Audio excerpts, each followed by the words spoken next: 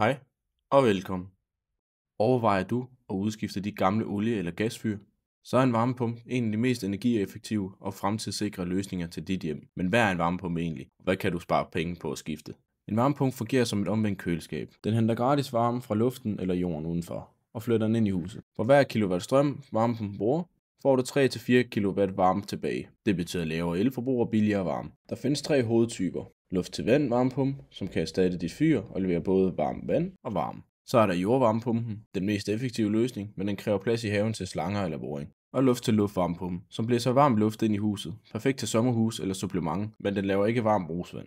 I 2025 kan du få op til 27.000 kroner i tilskud, hvis du skifter til en varmepumpe. Du kan også få dækket afkobling af gas, bruge håndværkerfradraget og få lavere elafgift. Med besparelser på 30-60% på varmeregningen til en investering så hurtigt hjem. Med en varmepumpe får du billigere varme, et grønnere hjem og en løsning, der er klar til fremtiden. Jeg har linket til det hele i beskrivelsen.